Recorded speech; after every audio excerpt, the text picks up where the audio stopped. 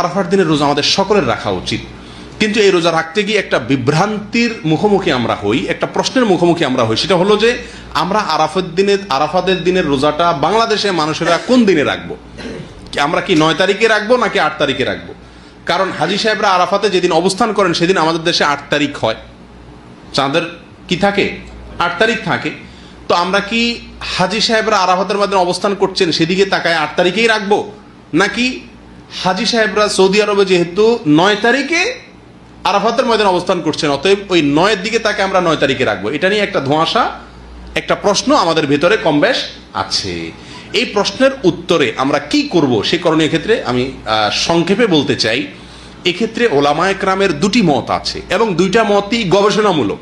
এর কোনোটাই কোনো হাদিস থেকে স্পষ্টভাবে সমর্থিত না, বরং উভয় মতই যার যার বুঝ এবং গবেষণা লব্ধ। কোনোটিকেই সঠিক বা ভুল এটা বলা বুদ্ধিমানের কাজ হবে না।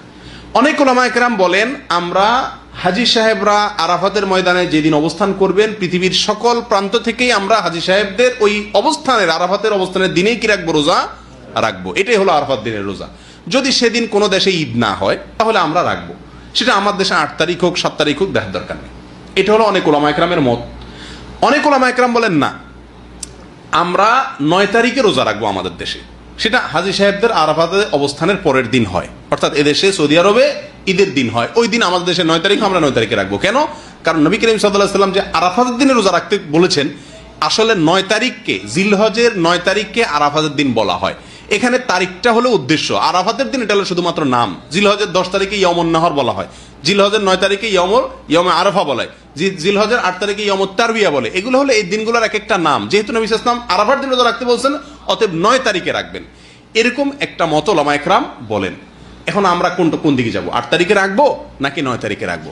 আমি বলি, যেহেতু কোনো মতের পক্ষেই সুস্পষ্ট কোনো হাদিস নাই, অতএব আমাদের জন্য সবচেয়ে যুক্তিসঙ্গত হলো দোনো দিন রাখা, 8 তারিখে এবং 9 তারিখে রাখা। কারণ জিলহজের 1 থেকে 9 তারিখ পর্যন্ত এর প্রত্যেকটা দিনই আমাদের কম বেশ রোজা রাখার চেষ্টা করা উচিত।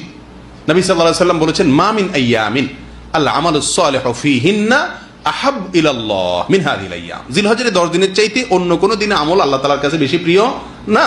এই জন্য ওলামায়ে কেরাম বলেন যে এই 10 দিনের প্রথম দিনগুলো, ঈদের দিন বাদে প্রথম দিনগুলো প্রত্যেকটা দিনই কি রাখা উচিত? নফল রোজা রাখা উচিত। তবে বিশেষভাবে হাদিসে নির্দেশ হলো কিসে? আরাফাতের দিন রাখার জন্য। অতএব আমরা যদি 8-9, আমাদের দেশের লোকেরা 8-9 উভয় দিন আমরা রোজা রাখি জিলহজের, তাহলে সেক্ষেত্রে সন্দেহাতীতভাবে আরাফাতের দিনের রোজা রাখা আমার হয়ে যাবে।